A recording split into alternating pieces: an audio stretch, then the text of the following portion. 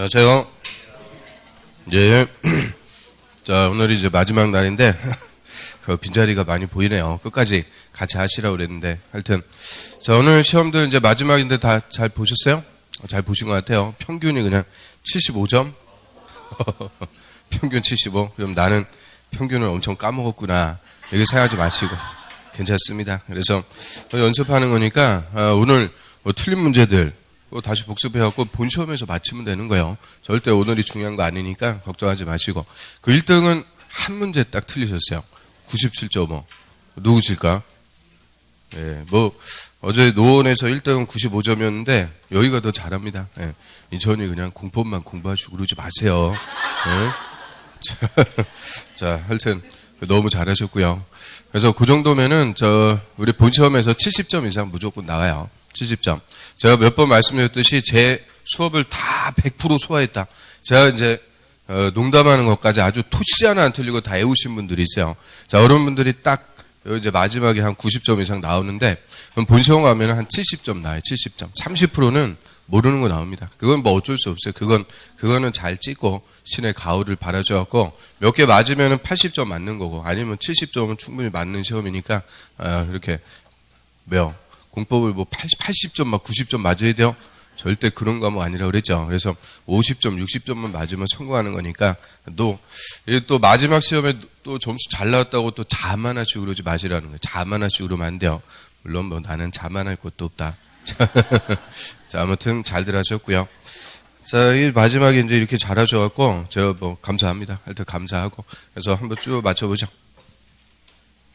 자, 1번부터 한번 맞춰보겠습니다. 자, 광역도시 관해서 틀린 것은, 자, 광역도시계획은 광역계획권의 장기발전 방향 제시. 2개 이상의 특광시군을 하나의 계획권으로 묶어놓고, 그 광역계획권의 장기발전 방향 제시한다. 그럼 1번. 광역도시계획에는 광역계획권의 지정 목적을 이루는 데 필요한 광역시설 배치에 관한 사항이 포함돼야 된다. 맞죠? 광역시설. 또, 핵심 내용 뭘까? 광역도시계획 수립할 때 핵심 내용. 2개 도시 간의 기능을 분담. 기능을 잘 분담해서 서로 중복 개발하지 말자. 그게 이제 핵심이고요. 기능 분담해서 서로 잘 소통할 수 있게끔 도로나 전철 같은 광역시설의 배치. 자, 맞죠? 그다음 2번. 자, 인접한 2개 이상의 특광시군 관할구역의 전부나 일부는 광역계획권으로 지정할 수 있다. 맞아요? 2개 이상 특광시군 관할구역 전부를 포함해서 지정할 수도 있고, 일부, 인천광역시, 서구, 요것만 딱 포함해갖고, 일부를 포함해서 지정할 수도 있고요. 3번. 자, 광역계획권이 2개 이상 시, 도, 관할구역에 걸쳐 있을 때는 국토부 장관이 광역도시계획 수립한다. 3번 정답. 그래서 이 광역도시계획은 지금 4주를 연속 물어보고 있는데, 연속 틀리시는 분들도 있어요. 그러면 안 되죠. 그럼 광역계획권이 2개 이상 시, 도, 특별시, 광역시, 도에 걸쳤다. 자, 이때는 일단 누가 광역계획권을 지정해요? 국토부 장관. 국토부 장관이 수립하는 게 아니고 국토부 장관이 지정. 국토부 장관이 지정했으니까 시도지사가 공동 수립해서 다시 국토부 장관에게 승인받아요. 그래서 시도에 걸칠 때는 국토부 장관이 딱 나와야 되죠. 국토부 장관이 지정. 시도지사 수립. 다시 국토부 장관에게 승인받습니다. 그래서 3번이 정답. 그 다음 4번. 광역계획권이 같은 도의 관할구역에 속해 있을 때는 시장원수가 협의를 거쳐갖고 요청하면 도지사가 단독 수립할 수 있다. 맞죠? 그럼 도에서는 일단 광역계획권 누가 지정해요? 도지사.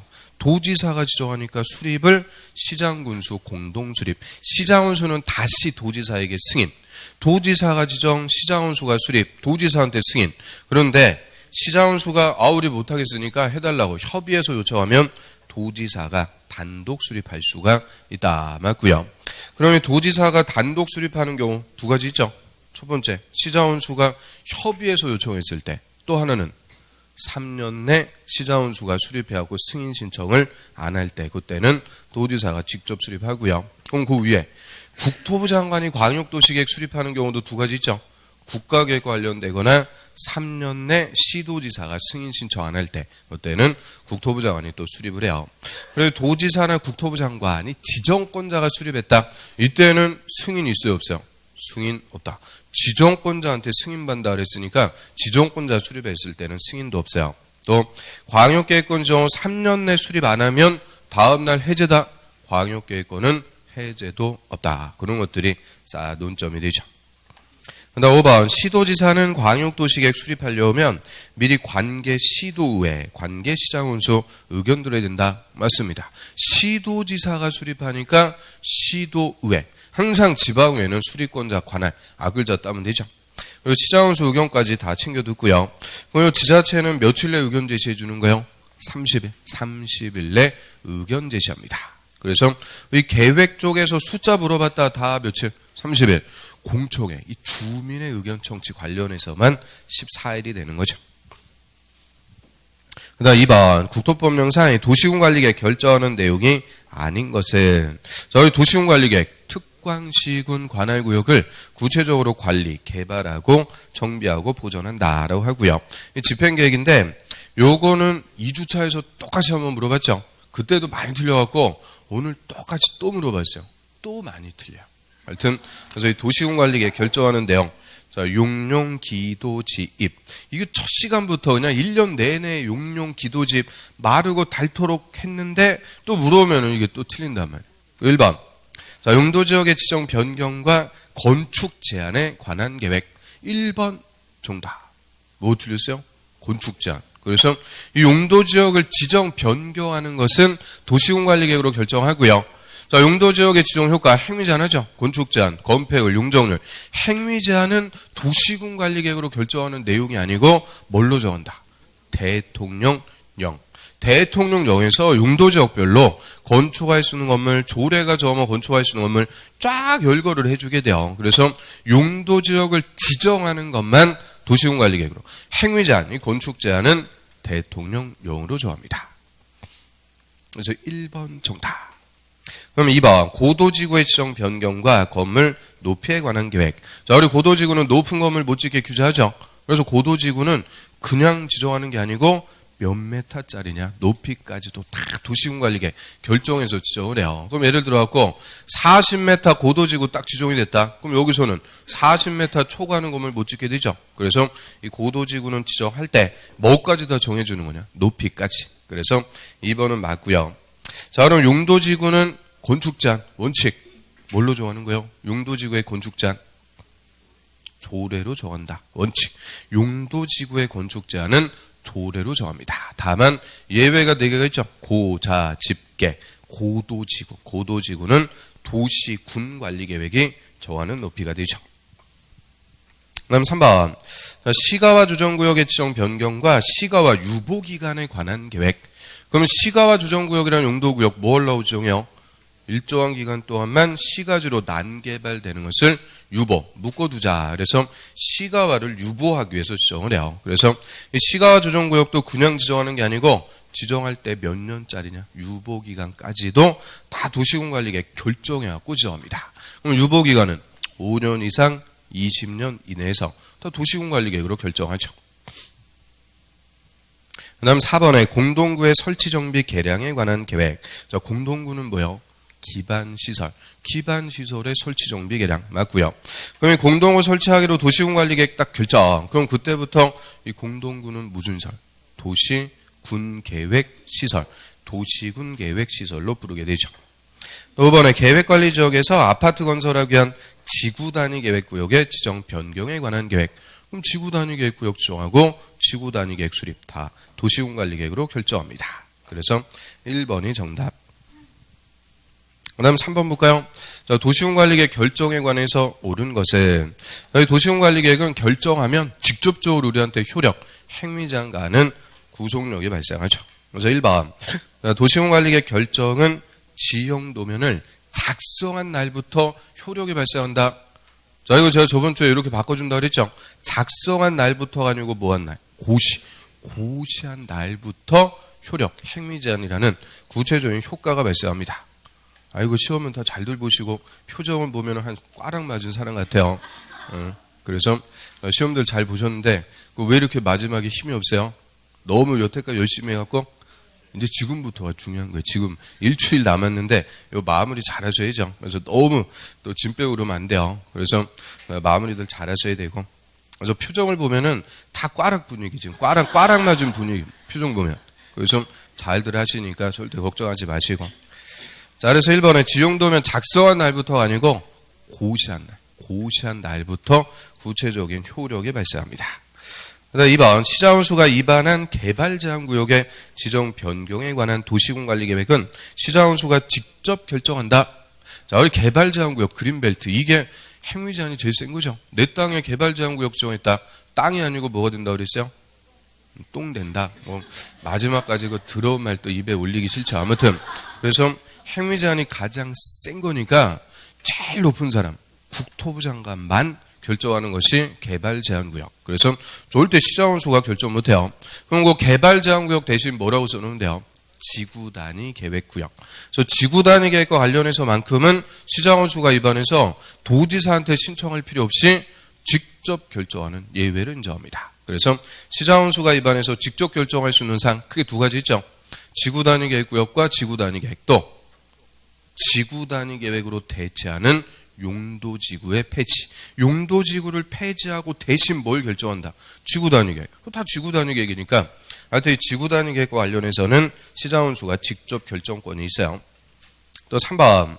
그 3번에서 많이들 속아 넘어갔어요. 3번.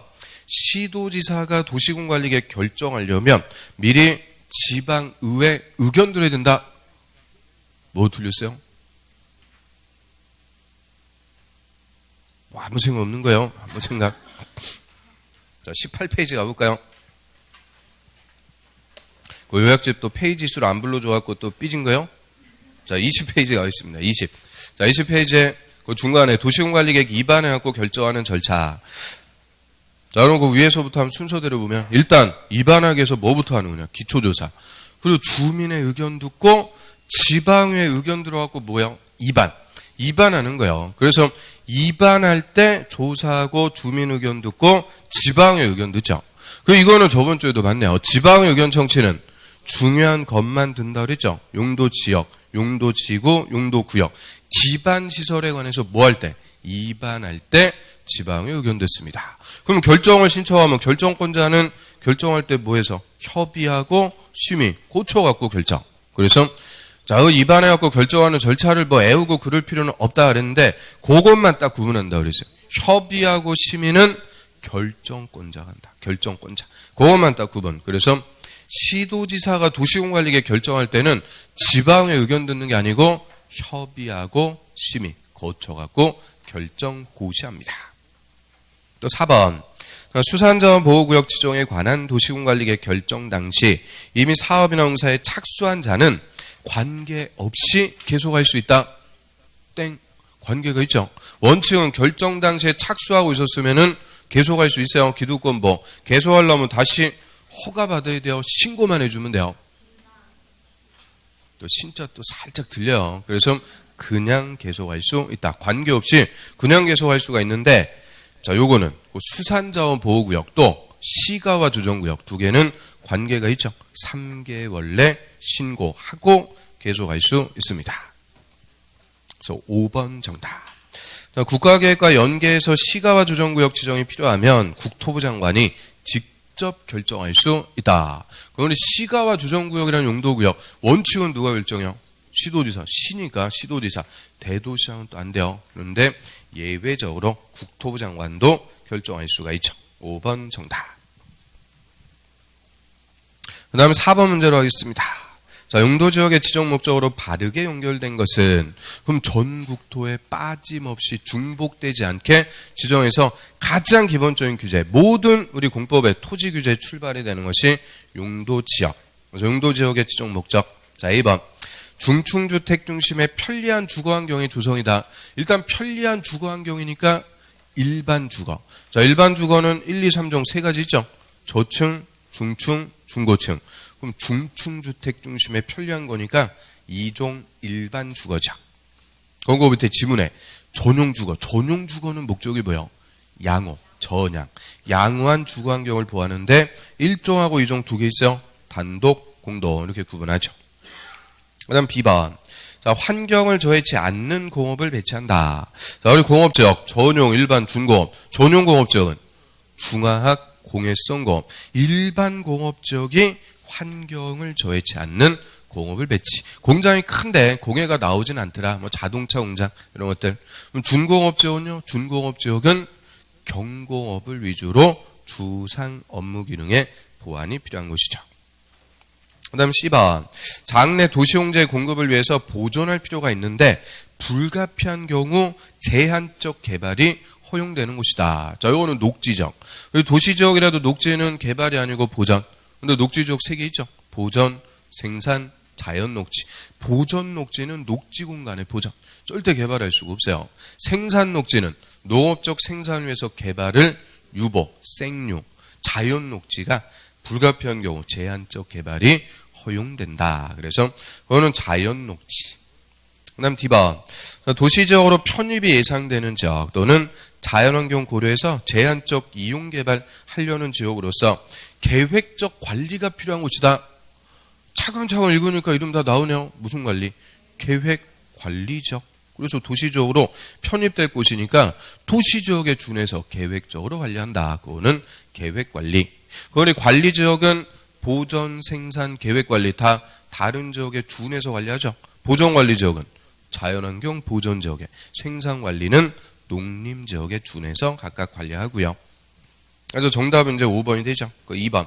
자, 도시지역에 속하지 않는 비도시에서 농지법에 따른 농업진흥지역. 그 농업진흥지역을 두 글자로 농지. 그게 절대 농지. 또 산지관리법에 따른 보전산지. 보전산지는 임야. 그럼 농지할 때 농자, 임야할 때 임자 따니까 뭐요? 농임이 아니고 농림지역이 되는 거죠. 그래서 농림업의 진흥, 산림의 보전, 이 농사짓기에서 보존한다. 농림지역. 5번 정답. 자, 이런 거 틀려놓고 공법 어렵다 그러면 절대 안 되세요. 이러면 무조건 맞춰야 돼요. 그래서 오늘 4주차 문제들은 다 풀어보니까 어때요?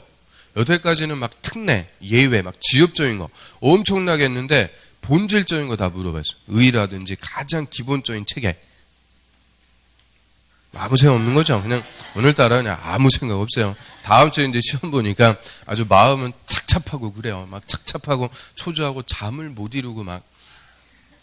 자, 다 그런 과정을 다 겪는 거예요. 그리고 이제 좀 고통을 겪고 시험에 딱 합격하면 그 기쁨이 얼마나 크겠어요. 별로 생각해도 싫어. 아주 그냥 귀찮으니까 야, 빨리빨리 해라. 알겠습니다. 그래서 자, 5번 문제 볼게요. 자, 용도지역에서 용적률 최대 한도가 큰 순서대로 나열된 것은 건폐율하고 용적률 무조건 해오고 맞춰야 돼요. 무조건, 이거는 무조건 약속. 그래서 무조건 하여튼 건폐율 용적률 나왔다 그러면 무조건 맞추셔야 돼요. 자, 기억반은 1종 일반 주거. 우리 주거지역은 1종 전용 주거. 100 딱 시작해갖고 100, 150, 200. 200이네요. 250, 300까지. 3종 일반 주거까지 50씩 쭉 더해 가는데 준주거는 500%. 주거지역의 최대 한도 다 같습니다. 그 다음에 니은 일반 상업지역. 상업지역은 근린상업.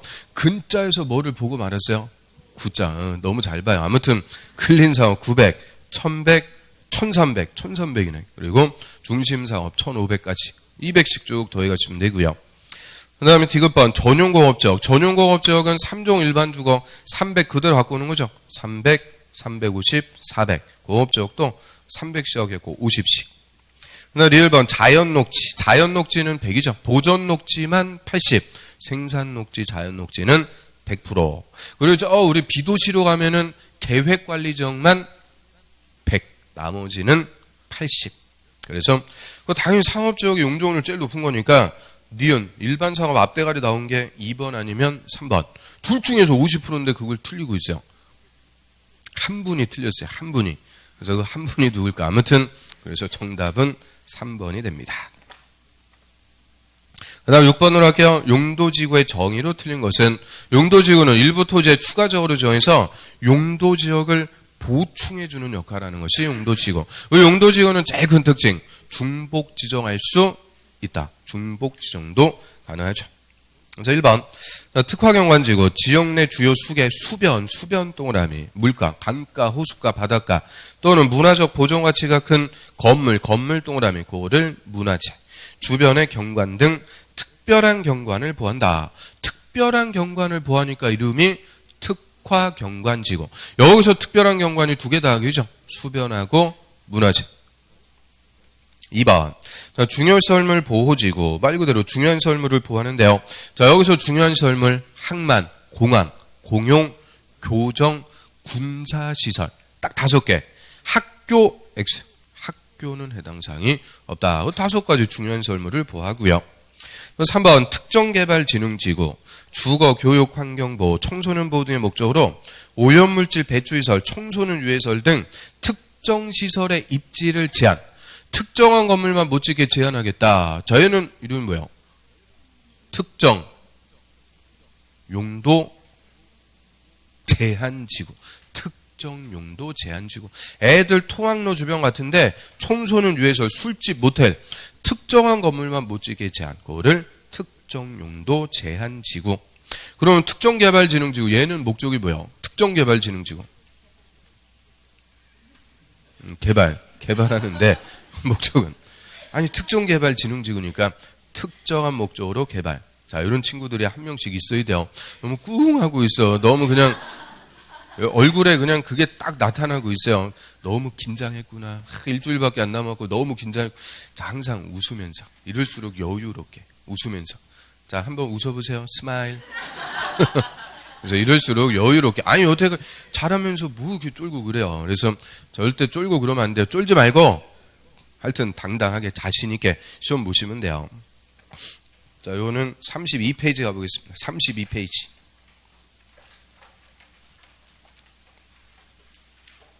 32페이지고 위에 개발진흥지구.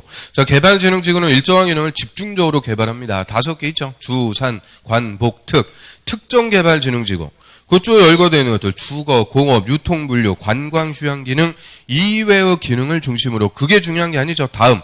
특정한 목적으로 개발. 그러니까 이런 뭐가 되느냐. 특정개발진흥지구. 그래서 특정개발진흥지구하고 그 밑에 거 특정용도 제한지구하고 헷갈리지 마시라는 거예요. 특정으로 시작한다고 똑같은 게 아니죠. 특정용도 제한지구는 특정시설의 입지를 제한. 그러면 또 폐쇄무리한 거. 특정시설의 입지를 완화해 주는 거는 또 뭐야?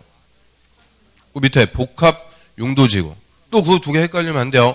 특정시설의 입지를 제한하는지 특정시설의 입지를 완화하는지. 그래서 5번 지문 먼저 보면 복합용도지구는 특정시설의 입지를 완화해준다. 즉 특정한 건물의 건축제한만 풀어준다.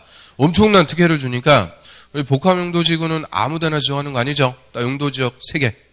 일반 주거, 일반 공업, 계획관리지역에서만 지정할 수 있다. 딱 3개니까 용도지역 전체 면적의 얼마?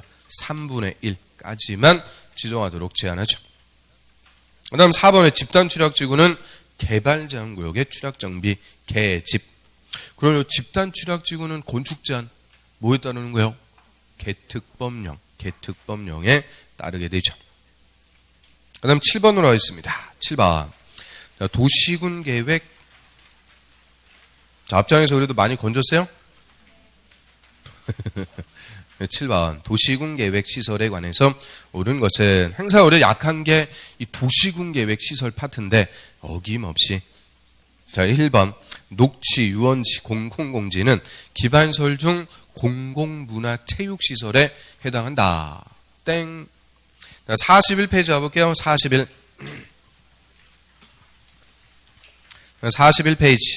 도시군계획설. 그 위에 기반설 보면은 기반설 교통설부터 환경기초시설까지 7가지 분류에 따라서 쫙 종류를 열거. 이거 다 세보니까 46개가 돼요. 그 46개가 뭐에 속하는지 아주 5년간 읽어먹었다 그랬죠. 자, 그 중에서 그 2번째 칸 공간시설, 광장, 공원, 녹지, 유원지, 공공공지는 한강변의 고수부지 있죠. 고수부지. 그게 다 일본말이라서 공공공지 이렇게 바꿔갖고 불러요. 다 일정한 공간을 차지하고 있으니까 무슨 시설이냐. 공간시설. 그럼 그 밑에 거. 공공문화체육설에는 맨 앞에 뭐 있어요? 학교. 그게 논점이에요. 학교. 그 옆에 그 공공청사, 문화시설, 체육시설. 앞대가리 그대로 따니까 뭐야? 공공문화체육시설. 그런 거 갖고 물어보는 게 아니고 학교가 논점입니다. 학교도 공공문화체육시설. 그래서 1번은 틀렸고요. 그 다음에 2번. 지상, 수상, 공중, 수중, 지하에 기반설을 설치하려면 그 시설의 종류, 명칭, 위치, 규모, 이 구체적인 것을 미리 도시군 관리계획으로 결정이 된다. 2번 정답. 그걸 깜짝 놀라고 그래요. 이게 원칙 아니에요. 도시군관리계획 내용 3번 기반설의 설치 정비 개량. 기반설 설치하려면 뭘로 결정해서? 도시군관리계획 결정해서 무슨 사업으로? 도시군계획 시설 사업으로 설치한다. 자, 한 페이지 넘어갑니다. 우리가 또 막 이제 지엽적인 거, 디테일한 거, 막 특례 이런 거는 열심히 해갖고 엄청 잘하시는데 원칙, 본질. 그래서 한 페이지 넘겨보시면 42페이지 맨 위에 그 도시군계획설의 설치관리 원칙. 기반설 설치하려면 뭐라고요? 도시군관리계획 결정해서 무슨 사업으로? 도시군계획 시설 사업으로 설치한다. 그게 원칙이요. 다만 기반설 46개 중에서 23개는 원칙대로 도시군관리계획 결정, 23개는 도시군관리계획 결정 안 하고 설치할 수 있다. 대표적으로 뭐 주차장, 폐차장. 우리 집 옆에 반드시 있어야 될 게 아닌 것은 도시군관리계획 결정 안 하고 설치하는 예외가 있는데 원칙은 어떻게 해라? 도시군관리계획 결정해서 시설 사업으로 설치하고요. 그 밑에 또 하나 3번 볼까요? 관리. 설치한 도시군계획설 관리에 관해서 특별한 규정이 없어요. 국가 관리할 때는 대통령령으로 정합니다. 그 대통령령을 보니까 누가 관리라? 중앙관서의 장관이 관리. 지자체 관리할 때는 조례로 정해서 관리한다. 그래서 일단 3번 설치한 도시군계획설을 지자체가 관리할 때는 대통령령으로 정하는 게 아니고 뭘로? 조례로 정해서 관리하게 되죠. 자, 여기까지가 도시군계획설의 설치 관리 가장 원칙적인 체계라고 그래요. 그 다음 4번. 자, 100만 제곱미터 초과 땡 100만이 아니고 200만 초과는 택지개발지구에서 개발사업 시행하는 자는 공동구 설치해야 된다. 뭐 신도시 개발하든 구도시 재개발하든 200만 초과할 때는 시행자가 공동구 설치하래요. 의무. 뭐 하려고 설치해요? 공동구 설치한 목적. 뭐 하기 위해서? 땅에 묻어요? 사람 죽여갖고 땅에 묻는 거예요. 그래서 지하 매설물을 공동 수용하기 위해서 다 의무적으로 설치하는 거고요. 그러면 공동구가 설치됐다. 전선, 통신선, 수도관 이런 것들은 의무적 수용이요. 그런데 심의 거쳐갖고 수용할 수가 있는 게 있죠. 2개. 제일 위험한 거 가스관, 제일 더러운 거 하수도관. 이 2개는 의무적으로 수용한다 그러면 틀려. 수용할 수가 있다. 임의적. 5번 찍어갖고 많이들 또 틀려주셨어요. 자, 광장하고 공원은 2개 이상 특광시군 관할구역에 걸쳐 있는 광역설에 해당한다. 자, 앞에 넘겨보시면 44페이지 맨 위에. 광역설은 광역적인 정비체가 필요한 기반시설이래요. 광역적인 정비체가 필요하다. 이 말은 한 개가 아니고 2개 이상의 관할구역과 관계가 있다. 그래서 종류가 2개. 1번. 2개 이상의 특광시군 관할구역에 걸쳐 있는 것들. 도로, 철도, 광장. 자, 광장이 걸치는 걸로 한다. 이게 논점이라고 그랬죠. 도로의 교차로, 교통광장. 그래서 광장도 도로하고 똑같다. 녹지, 수도, 전기, 가스 뭐 등등 걸쳐 있는 것들은 다 선의 개념. 이에 반해서 밑에 공동으로 요하는 설, 항만, 공항, 공원, 유원지, 화장장. 공동으로 요하는 것은 무슨 개념? 장소적 개념. 그래서 걸치는 것은 선, 공동으로 요하는 것은 장소. 그런데 항상 헷갈리는 게 그 2개요. 광장하고 공원. 비슷비슷한 것 같은데 다르다. 그래서 광장은 무슨 설이고 걸치는 거. 공원은 공동 이용 시설. 그래서 광장은 맞는데 공원이 틀렸어요. 공원은 공동 이용 시설. 그 밑에 자, 설치관리 원칙. 광역설의 설치관리도 원칙은 뭐예요? 얘도 기반설이니까 도시군계획시설의 규정에 따른다. 그게 원칙. 그게 28회 때 정답이요. 도시군계획설의 규정에 따른다. 다만 특수성이 있으니까 예외들 나오죠. 협약, 협의회, 도지사, 법인. 예외요. 원칙은 광역설도 어떻게 해라? 도시군계획설의 규정에 따라갖고 설치관리합니다. 그 다음 8번으로 합니다. 자, 도시군계획 시설사업의 시행에 관해서 틀린 것은 1번. 시장원수가 단계별 집행계획 수립하려면 미리 관계 행정기관에 장하고 협의하고 지방의회 의견 들어야 된다. 맞아요. 그럼 단계별 집행계획이 뭐예요? 몇 페이지? 45페이지. 자, 맨 위에 단계별 집행계획은 연도별 집행계획. 예산 확보해서 몇 년도에 사업할지. 시설 사업하려면 일단 뭐부터 수립하는 거냐. 단계별 집행계획. 입안한 자가 시설 결정고시가 있으면 몇 개월 내? 3개월 내 단계별 집행계획도 수립합니다. 그래서 입안한 자 수립하고요. 쭉 내려보세요. 밑에 9분. 자, 1단계, 2단계 구분해서 수립하니까 이름 뭐예요? 단계별 집행계획. 구분하는 기준은 3년이 되는 거죠. 3년 내 시행하는 것은 1단계, 3년 후면 2단계, 단계별로 수립하고요. 그 밑에 절차, 얘는 절차가 독특해요. 자, 특광사원수가 단계별 집행계획 수립할 때는 미리 관계 행정기관에 자하고 협의. 그런데 심의를 거친다 그러면 틀려. 협의하고 심의가 아니고 협의만 거치고요. 대신 예산이 되는지 예산 편성권 갖고 있는 지방의회 의견 듣습니다. 그래서 협의하고 지방의회 의견 들어갖고 수립. 맞지? 네, 2번. 자, 같은 도에 관할 구역에 속하는 2개 이상 시군에 걸쳐 갖고 제하는 사업 시행자를 정함에 있어서 관계 시장원수 간의 협의가 성립되지 않으면 도지사가 시행자를 지정한다. 맞아요. 그러면 우리 시설 사업은 원칙적 시행자가 있어요, 없어요? 짜잔, 한 페이지 넘겨보세요. 자, 맨 위에 도시군에 있으니까 특광시군. 그래서 시설 사업은 그대로 누가 원칙적으로 시행? 특광, 시장, 군수. 원칙적 시행자가 있는 거예요. 특광, 시장, 군수가 원칙적으로 관할 구역에 시설 사업 시행합니다. 그리고 2개 이상의 특광시군에 걸쳐 갖고 시행하는 것을 연계 시행한다 그러죠. 연계해서 시행할 때는 관계 특광사원수가 서로 협의해서 시행할 자를 정합니다. 여기서는 공동 시행은 불가. 협의해서 정하는데 그 협의가 안 되면 같은 도에서는 도지사, 시도에 걸칠 때는 국토부 장관이 시행자를 지정합니다. 그럼 2번 질문 다시 와봐서. 자, 같은 도에서 시군에 걸쳐갖고 연계 시행한대요. 그럼 원칙은 어떻게 돼요? 시장, 군수가 협의해서 정하는데 협의가 안 되니까 도에서는 누가? 도지사가 지정해준다. 맞아요. 3번. 자, 대통령 영으로 정하는 공공기관. 그럼 우리 공공기관 알고 있는 거 뭐 있을까? 한 개라도 얘기해보면. 공공기관. 뭐 갈수록 이 멍청이가 되는 거예요. 응? 그래서 토지주택공사 있죠. 토지주택공사 같은 거를 다 공공기관이라고 그래요. 아니 1년 내내 그놈의 공공기관은 찾아갖고 애매했어요.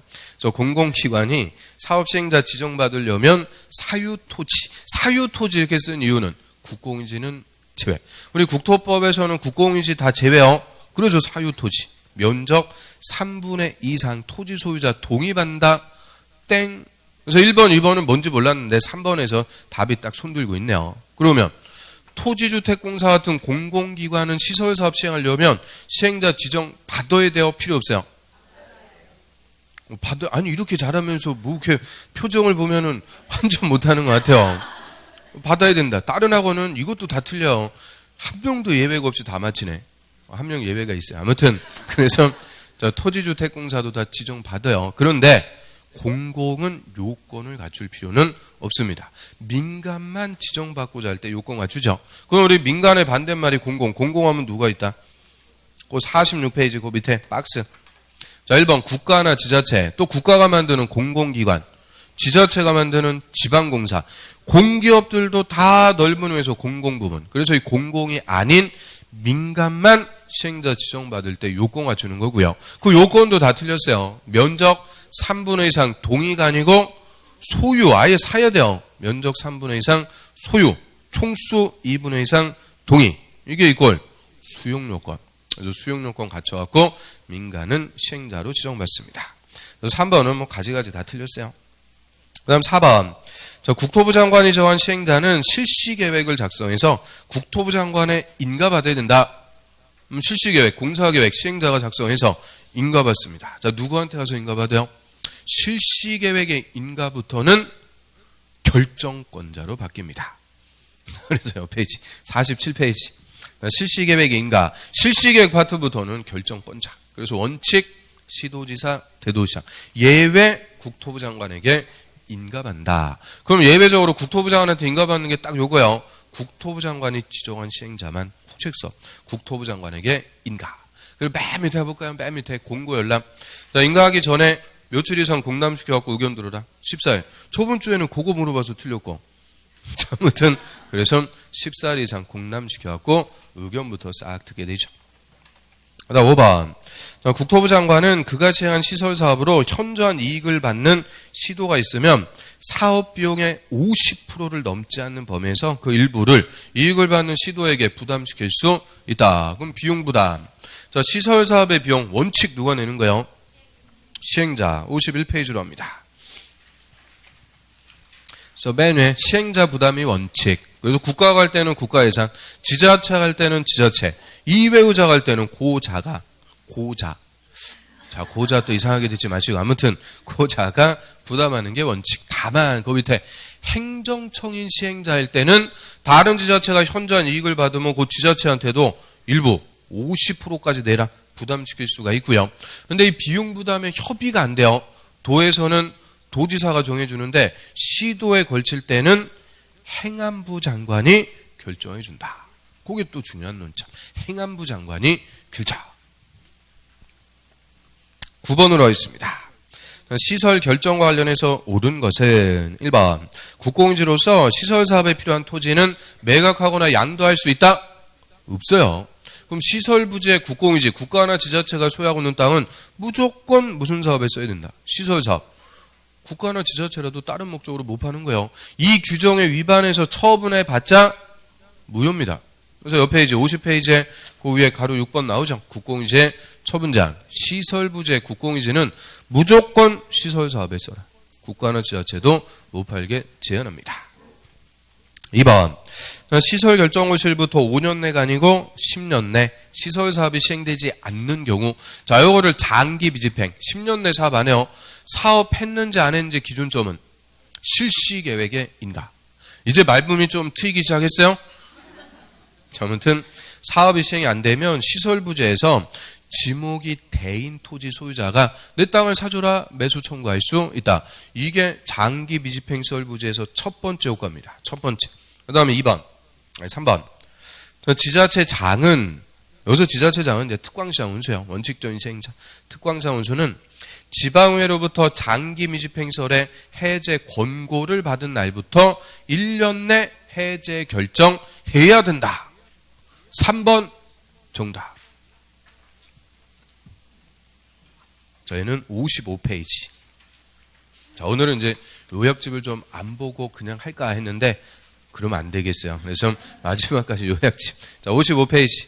자, 맨 위에 그 장기 미집행설에서 두 번째 효과죠. 지방의회 보고. 특광사원수는 10년 내 시설사업 안 하고 있을 때는 현황 등을 의무적으로 지방의회에 보고합니다. 그럼 보고를 받은 지방의회는 해제 권고를 할 수가 있고요. 해제 권고를 받은 지자체장, 특광사원수는 1년 내 해제 결정해야 된다. 의무요. 하나 더 들어와서 시장 군수가 해제 권고 받았어요. 시장원수가 직접 1년 내 해제 결정한다. 틀려요. 시장원수는 결정권 없죠. 다시 도지사에게 해제 결정을 신청. 그럼 도지사가 1년 내 해제 결정 해줘야 됩니다. 그래서 결론, 지자체장은 1년 내 해제 결정해야 된다. 그 다음 4번.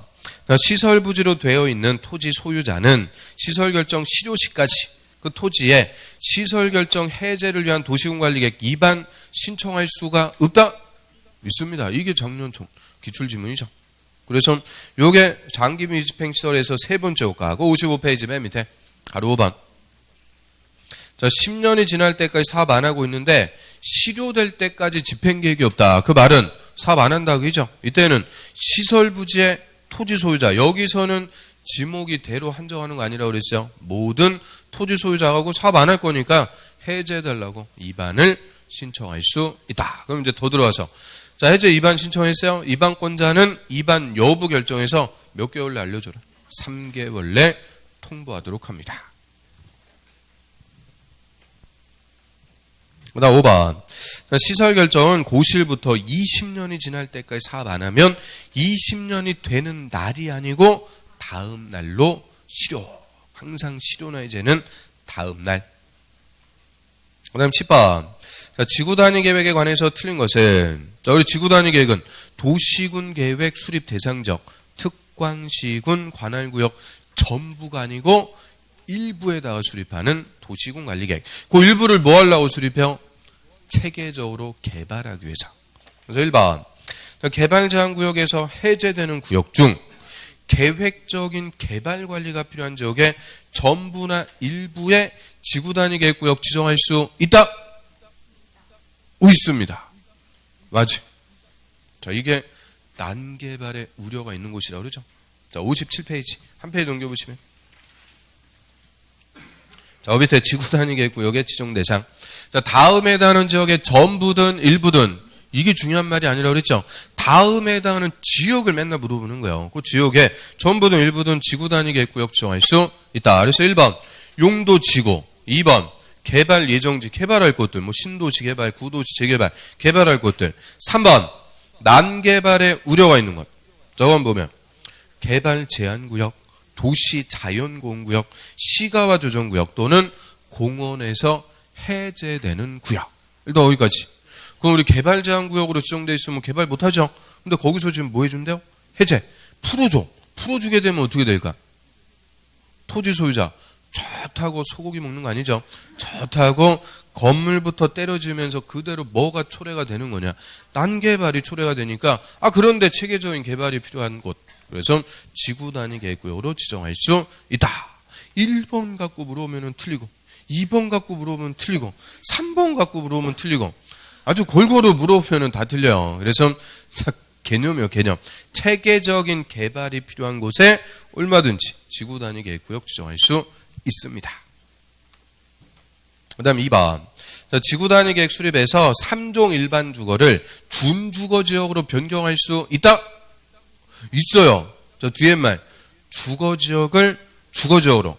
그럼 주거 지역 안에서 세분되는 주거 지역을 바꾸는 것은 지구 단위 계획으로 할 수가 있다. 자, 우리 주거 지역. 대통령령에서 6가지 세분되죠. 전용 주거 1종 2종, 일반 주거 1, 2, 3종, 준주거까지 6가지. 이 6개 주거 지역 안에서의 변경은 얼마든지 지구 단위 계획으로 가능. 그런데 일반 주거를 일반 상업적으로 바꾼다. 이런 용도 지역의 종류를 바꾸는 것은 절대 지구 단위 계획으로 할 수가 없다. 그래서 지구 단위 계획으로 할 수 있는 것은 세분되는 용도 지역, 용도 지구 안에서. 그래서 결론은 뒤에 말이 안 바뀌면 된다, 그죠? 주거 지역을 주거 지역으로. 요거는 얼마든지 지구 단위 계획으로 할 수가 있죠. 그럼 3번. 지구 단위 계획에는 건물 용도 제한, 즉 건축 제한, 건폐율, 용적률, 높이의 최고 최저한도 이거 쌓아 묶어갖고 보다 행위 제한에 관한 사항이 반드시 포함되어야 된다. 맞습니다. 그러면 지구 단위 계획 수립할 때 반드시 포함할 사항 2가지 뭐 있어요? 59페이지. 자, 박스에 보시면은 지구 단위 계획 내용. 1번이 좀 전에 본 거예요. 용도 지역, 용도 지구를 세분 변경할 수 있다. 3번. 기반 시설. 5번. 행위 제한. 이 2개는 지구 단위 계획 수립할 때 반드시 포함해야 돼. 반드시 포함. 근데 우리 디테일하게 들어가세요. 지구 단위 계획은 행위 제한할 때 건축 제한, 건폐율, 용적률 뭐까지 높이까지 다 들어가죠. 근데 높이만 또 싹 빠지는 게 뭘까? 성장 관리 방안. 이런 지역적인 거, 디테일한 거는 엄청 강하세요. 그러면 지구 단위 계획으로 행위 제한 반드시 포함하죠. 행위 제한 강화시키는 거요? 완화해 주는 거요?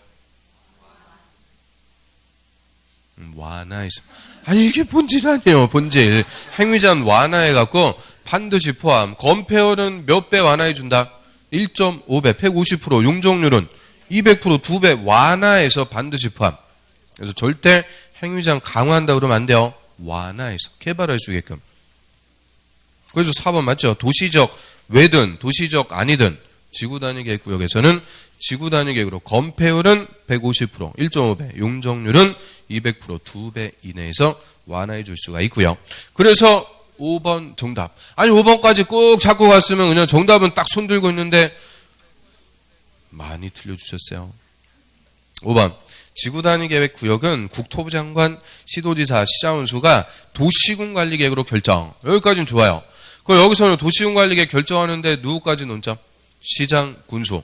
국토부 장관, 시도지사, 시장, 군수까지 다 도시군 관리 계획 결정해서 지정하고요. 지정 고시 후 5년 내 지구단위 계획의 결정 없이 되는 게 아니고 3년 내 지구단위 계획 수립 안 하면 다음 날로 실효입니다. 3년. 그러면 5년 얘는 또 어디서 봤어요? 5년은 주민이 입안을 제안해서 지구단위 계획 결정 고시한 날부터 5년 내 개발에 착수 안 하면 다음 날로 실용. 아니 물어볼 때 이렇게 잘하는 것 같은데 그럼 오늘만 해도 우리 국토법에서 실효나 해제 사유 다 나왔어요. 첫 번째. 아이고 이게 손가락이 안 굽혀져. 첫 번째 시가와 조정구역. 유보기간이 끝나면 다음 날 실효. 두 번째 시설 결정 20년 내 사업 안 하면 다음 날 실효.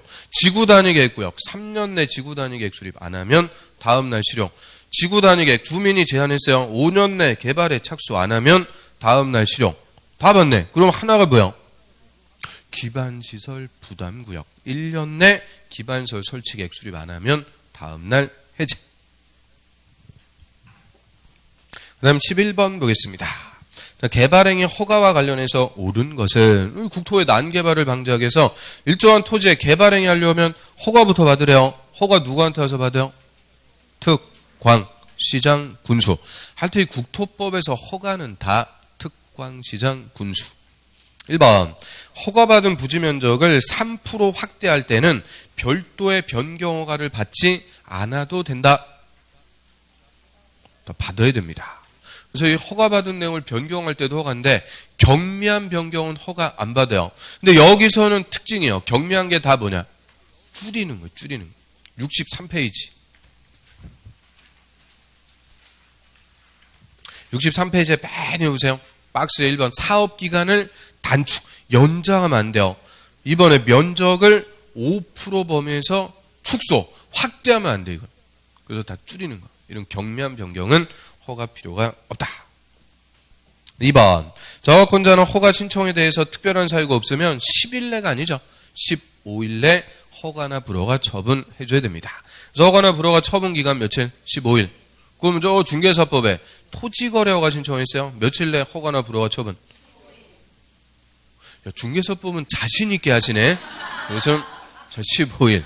그래서 토지거래 허가나 개발행위 허가나 다 처분 기간은 15일.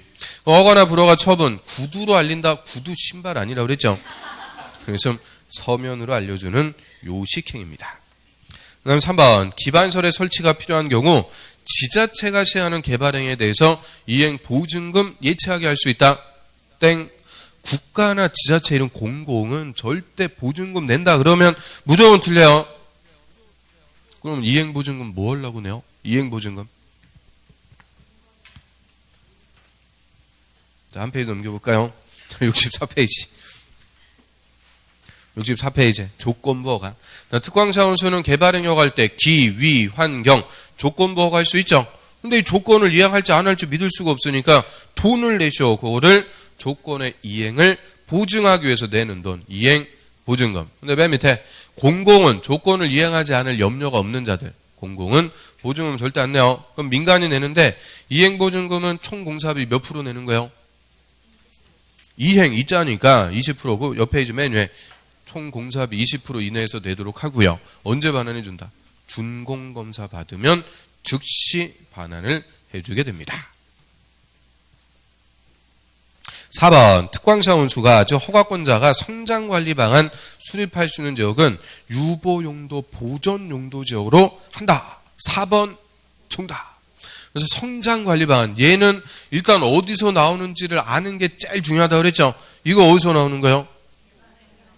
그러니까 당연히 개발행위 허가에서 나온 그 지금 개발행위 허가제를 풀고 있죠. 그래서 허가에서 나오는데 그 중에서도 허가 기준 그 옆에 있지 허가의 기준이기 때문에 그래서 누가 수립할 수 있는 거냐? 허가권자, 특광사원수가 그대로 수립권자가 된다. 그 얘기고요. 한 페이지 넘겨보시면 수립 대상적 성장관리 방안은 유보용도, 보존용도 지역에서 수립할 수 있대요. 그 유보용도가 어디요? 보존용도 어디요? 모르니까 거꾸로 시가와 용도 지역에서는 절대 수립할 수 없다. 시가와 이꼴 개발, 주, 상, 공업 지역에서는 절대 수립할 수 없다. 거꾸로 딱 정리를 해두시라고 그랬고요. 4번이 정답. 그다음 5번 토지 분할에 대해서 허가받은 자가 개발행위 마치면 허가권자에게 준공검사 받아야 된다. 자, 허가받은 대로 공사를 잘 했는지 검사받는 게 준공검사. 근데 토지 분할은 공사가 없습니다. 준공검사도 없다. 그래서 이 페이지 맨 밑에 67페이지. 자, 준공검사 대상은 3개요. 건물의 건축, 공자물의 설치, 형질 변경, 토속 채취. 3개만 준공검사 받습니다. 토지 분할, 또 물건을 쌓아놓는 것. 그 2개는 공사가 없으니까 준공검사도 없습니다. 그 다음 12번. 자, 개발행에 따른 기반설의 설치에 관해서 옳은 것은, 자, 이거를 이제 기반설 연동제라고 해서요. 다 개발행위 허가에서 파생되는 거니까 권한자는 특광시장 군수, 다 허가권자가 되는 거죠. 1번. 주거지역에서의 개발행위로 기반설의 용량이 부족할 것으로 예상되는데 기반설의 설치가 곤란한 지역으로서 향후 2년 내 학생 수가 학교 수용 능력, 또 한 지문이 앞뒤로 나눠졌어요? 아유, 그러면 안 되는 건데. 하여튼 그러시면 안 돼요. 그래서 학생 수가 학교 수용 능력 20% 이상 초과할 걸로 예상되는 지역은 개발 및 또 관리 구역으로 지정할 수 있다. 하여튼 지문 더럽게 긴데 맞습니다. 1번 정답. 일단 우리 개발 및 또 관리 구역. 아유, 앞뒤로 또 왔다 갔다 아주 불편하네요. 자, 개발 및 또 관리 구역은 기개발지, 이미 개발이 끝난 곳. 용도 지역으로 따지면 어디요? 주상공업청. 주상공업청. 그래서 맨 앞에 주거지역. 거기서부터가 논점이에요. 첫 번째 논점. 주거지역에서. 그래서 주상공업지역에서 자, 개발로 인해서 기반설이 부족한데 설치가 뭐한 것? 곤란. 그게 2번째 키워드. 기반설의 설치가 곤란한 지역에 개발 및 또 관리구역 지정할 수 있다, 해야 된다. 할 수가 있다. 그게 3번째 논점. 다 좋았어요. 그럼 이제 구체적인 지정 대상. 향후 2년 내 학생 수가 20% 이상. 그래서 다 개발 및 또 관리구역의 지정 대상에서는 몇 년 몇 프로요? 그 70페이지 가볼까요? 맨 위에. 70페이지 맨 위에 박스에 보시면은 1번.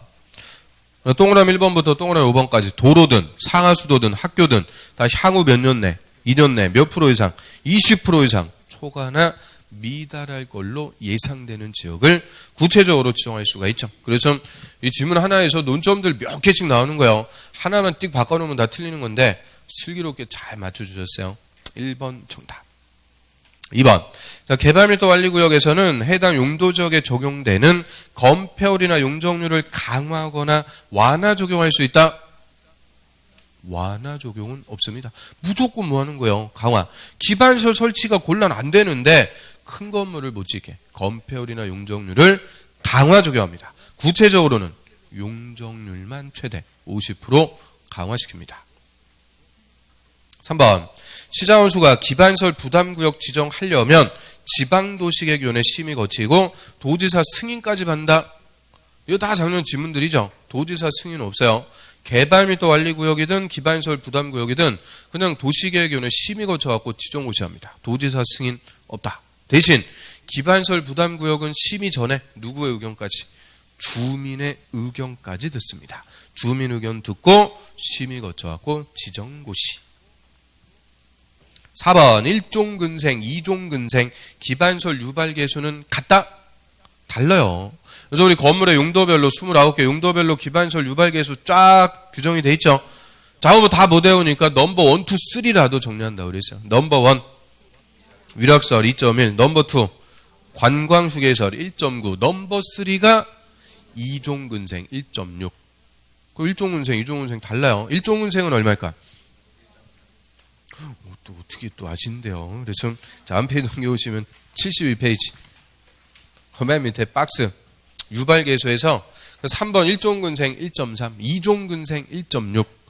그래서 당연히 1종근생, 2종근생 다릅니다. 같았으면은 제가 넘버 1, 2, 3 할 때 다 말씀드렸겠죠. 그래서 다 못 외우니까 넘버 1, 2, 3 딱 3개만 정리한다. 그 다음 5번. 기반설 부담구역에서 개발행위 허가를 받고자 하는 자에게 기반설 설치비용 부과한다. 그럼 기반설 부담구역은 신개발지. 개발로 인해서 기반설이 필요한 곳에 의무적으로 지정해요. 뭐 하려고 지정한 거예요? 기반설 부담구역 지정한 궁극적인 목적. 돈을 내셔. 그 돈을 기반시설 설치 비용. 그럼 기반설 설치 비용 누가 내는지 그게 핵심이라고 그랬죠. 누가 내는 거예요? 72페이지 맨 위에 200제곱미터를 초과하는 건물을 신축, 중축하는 자. 개발행위 허가받는 자가 아니고 200 초과하는 건물을 신축, 중축하는 자에게 기반시설 설치 비용을 부과해서 돈 내라는 거예요. 그럼 건축허가 받으면 2개월 내 기반시설 설치 비용을 부과합니다. 그럼 납부의무자는 언제까지 내라? 사용 승인을 신청할 때까지. 건물 짓는 공사 끝나고 사용 승인 신청할 때까지 내주면 되죠. 원칙은 현금 납부. 다만 토지로 물납할 수도 있다. 여기까지 국토법. 좀 쉬었다가 개발법 보겠습니다.